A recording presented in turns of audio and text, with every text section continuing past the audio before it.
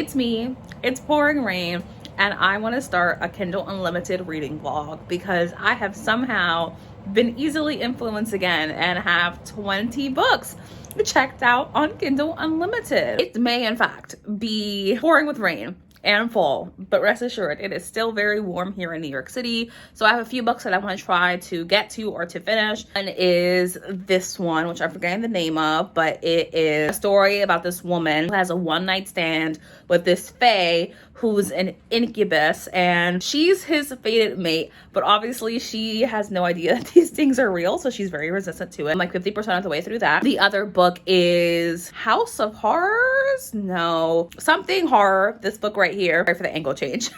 It was hurting my arm to be this angle. Which is the story of, it's like about a bunch of horror short stories, which I am enjoying, but I still have like 40% left. I'm in the middle of that one. One more.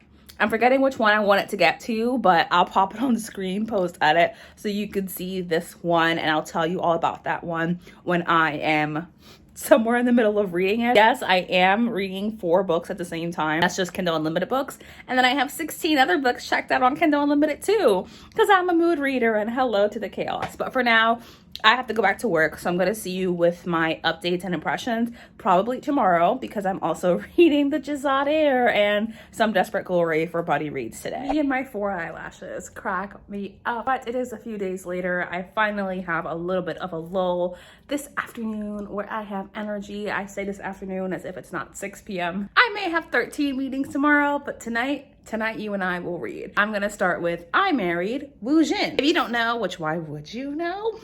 Wu Jin is a character in I Married a Minotaur, and he has like this very specific storyline, and I don't think Regine Abel ever meant to write a story about Wu Jin, but people loved him and they were like, write about Wu Jin. So she gave us a little novella about him. So I'm gonna read that. Wu Jin is a Minotaur crossed with something else. He's like super smart and a genius.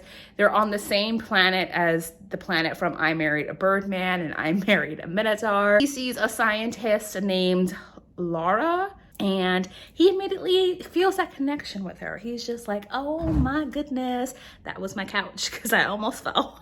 He's like, oh my goodness, I love her. And it's the story of how they fall in love. By the way, this is water because obviously I just washed my hair. It's only 120 pages. I'm already 20 pages in, so I'll see you in like 2 hours when I finish this book. All right, it's sunset. I'm 50% of the way through I Married Wu Jin. This scene is getting me. All right, listen. She's there. She's going to go like check out this scooter thing he made for her, and he has like a cut, so she's healing him.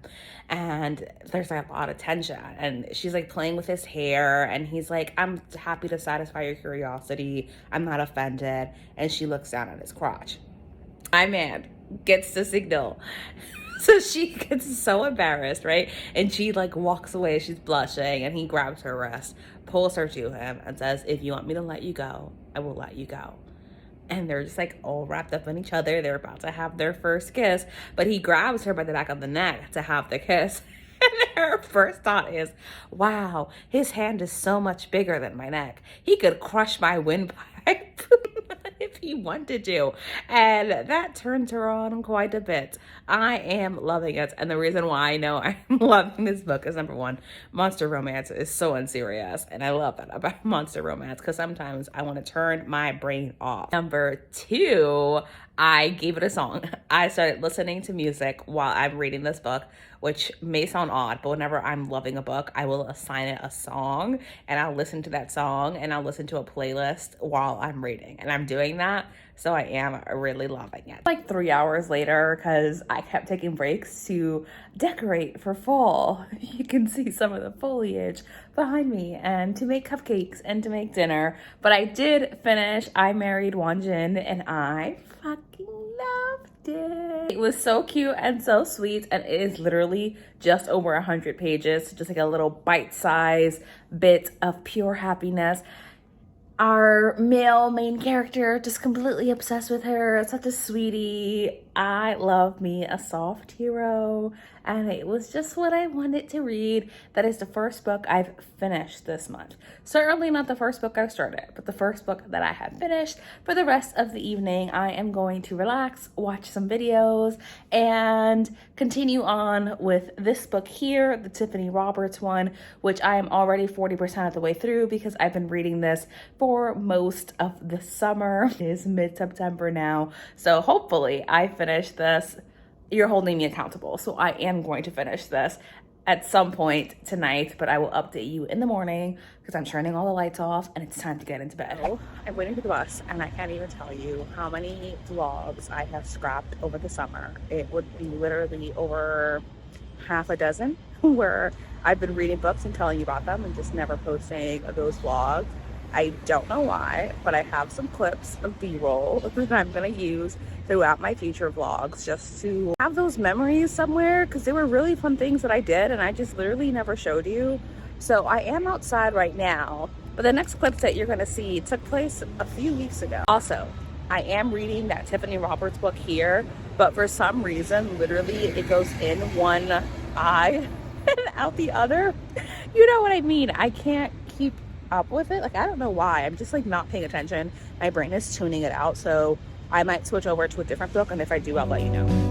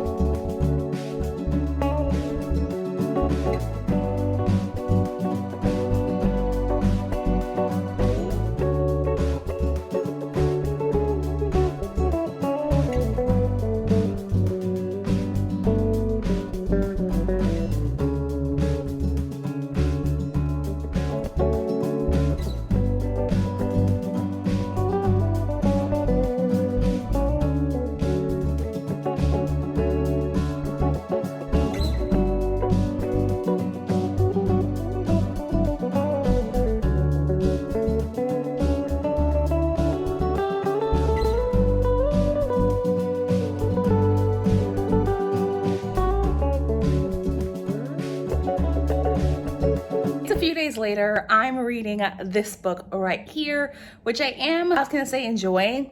It's fine. If you don't know what this book is about, we are following Astrid and Soren. Astrid is the sister of our main character in book 1, and she is now in the Shadow Realm. Soren is the captain of the army guard situation they have going on. And listen, unlike Ophelia, Astrid was actually a hunter and killed a lot of shades, and they don't like her. Rightfully, they don't like her. However, I'm supposed to believe the romance between her and Soren, and honestly, the only thing that Soren feels for her is contempt, and Astrid just feels like deeply insecure and like guilty for what she's done. And I don't believe the romance between them, and quite honestly, my feelings right now at the 30% mark is that Astrid did not need to have an entire book dedicated to her. I think that there were other characters we could have picked from and then ended with Astrid as someone who has been in the realm for a long time and would have already had time to establish a relationship with Soren. Their banter feels forced, and I don't care that much. I just don't care because Soren does not care about her, and she's here. I can't tell you what's happening to her, but I'm like, what's happening to her is more interesting, and I think could have made an interesting novella, perhaps even a tragedy. But as a romance, I'm not feeling it. But I'm determined to finish some books, so we are going to get through this book. But for now, I'm gonna eat my dinner. I need you to know that I turned on the lights just to update you because it's 10 p.m. and I'm reading before bed. Listen. I feel like we just did a complete 180. These two didn't even like each other. Like, Astrid had some level of curiosity about him as a shade, but now they're about to bang in the middle of a field. It's literally not even been 10 pages, and I'm very confused and also cringing so much because we got his point of view, and I know that I've already forgotten this man's name, but I know that he does not like Astrid, like, at all. So for there to be this mysterious sexual chemistry out of nowhere doesn't make any fucking sense, because not once has he ever thought about Astrid sexually, but we're in his point of view for the sex scene, and all of a sudden he's saying he needs to know what she looks like when she comes, and he needs to fill her with his seed so much that her belly swells with it. First of all, ick. Second of all, you've never had that thought one time. Once. So it just feels so out of the blue and jarring, and I don't like it. So, more context on my very chaotic update. So, my problem with this book right here that I'm reading, I don't like Soren. Specifically, I don't like Soren for Astrid, not I don't like Soren as a character. Now, Astrid is a bad bitch, but she definitely has a past that is going to create a lot of conflict with the Shades. Like, she has killed a lot of Shades. People view her as not only a murderer, which she is, but as the entire, like, symbol for the Hunters and everything that the Hunters have done to the Shade people. I definitely understand those feelings, but as I mentioned in an earlier clip, I don't think that Astrid's story should have been a romance, or at least shouldn't have been the second book in however long this series is going to be, because Astrid needs more time to be within the realm of the Shades people, this shadow world, and she needs more time to gain people's trust, gain some kind of sympathy, because this is fresh, like, right out of the first book, so people are very, very distrustful of her. Not to say that she deserves their sympathy, but I just don't see how this is working and functioning as a love story, specifically with Soren, who also has really negative feelings towards Astrid. And for something that is a romance book, it's not pleasant to hear about a male main character who, honestly, I don't think he would care if she died. I think that some part of him would feel some amount of relief. I don't think that he has any of her interests at heart whatsoever. He refuses to call her by her actual name and actively badmouths her to other people. My thing is, this is a romance, and because it's a romance, I need to believe that the hero and the heroine belong together. And at this point, I just don't believe that. I think that Soren is the wrong choice for Astrid. And if I wasn't already 50% of the way through this book, I honestly would DNF it, because I went in and I read the Goodreads reviews, and if you're not new here, you know that's not a good thing. If I'm reading a book and I go look at the reviews, it's because I want to know, does it get better? And the answer is no, it doesn't get better. They don't have any romantic chemistry, they just have hate sex. We're supposed to believe that he's in love with her when he so obviously is not. But if you like hate sex, if you like a bully romance, if you don't care if these characters have romantic chemistry, but you're here for like the hateful, grumpy, which is too soft for what this is, then maybe you're gonna like this book. I'm not going to DNF it right now because I am 50% of the way through. It's less than 240 pages, so I will finish it. Just know that I'm not enjoying it, and I'm likely not gonna give this more than 3 stars at best, but more than likely 2 to 2.5 stars for the book, which is disappointing because this is one of my most anticipated 2023 releases, but that is what it is. Now, for my second update for you all, because this is not only a Kindle Unlimited reading vlog, it's the truth of how I actually read. I never finish a book in one go. I'm always reading 6 or 7 books at the same time. So the other book that I continued with was At Home with the Horrors, which is a series of horror short stories, which I am enjoying. I've read 2 more stories from that point. One was Nancy, which is the story of this man, I think in his late 20s, perhaps early 30s, who was really like a horrific bully as a teenager. I'm talking like violent, aggressive, tormented this poor like freshman boy who was literally like 4 or 5 years his junior, just like an awful person. And at this point in the story, when you're reading it, he's being haunted by the kid that he bullied throughout all of his high school experience. And apparently he bullied other children, and it's all about it. While we definitely had some creepy elements to this, like, there's the kid that he bullied as a teenager, but with like black shadows all under their eyes. And he has this moment where he's in the bathroom and he has his head shoved into the toilet and like repeatedly flushed to the point where he's drowning, which, spoiler alert, is what he did to the child. It had its scary moments, but I just don't, I didn't enjoy it. I enjoyed the horror elements of it, but reading about a character who is truly so vile was not a pleasant reading experience. But one could argue it's horror and it's not supposed to be a pleasant reading experience. But just know, if you're sensitive to that kind of content, it was really bad in terms of what happened. Now, the next story was the story of this man who is happily married to his beautiful wife. They have a young son together. The son's like an infant, and the wife's a stay-at-home mom. And one day I think it's called like Some People You May Know or something like that.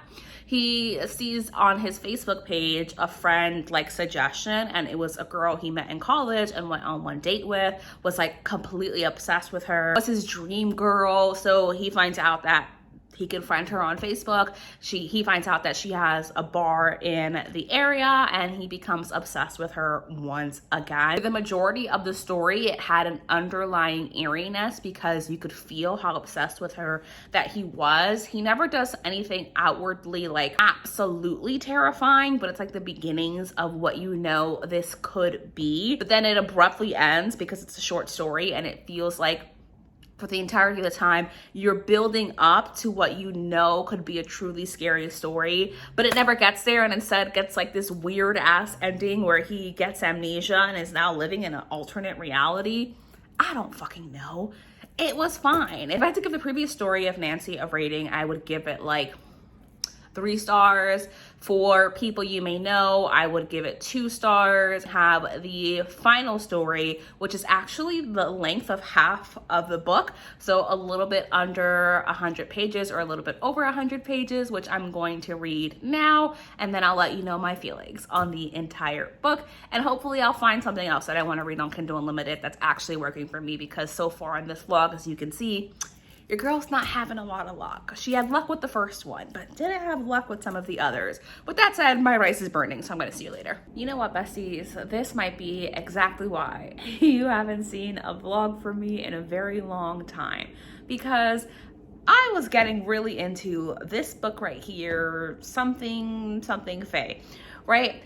And I was enjoying it. I got to like the 60% mark though, and there was an on-page sexual assault scene with lots and lots of non-consent and dubious consent. And I was just taken completely off guard. So I went to look at the Goodreads review. And as you know, if you're not new here, that only happens when I'm not enjoying a book. So I went in and I was like, wait a minute, what the hell is happening?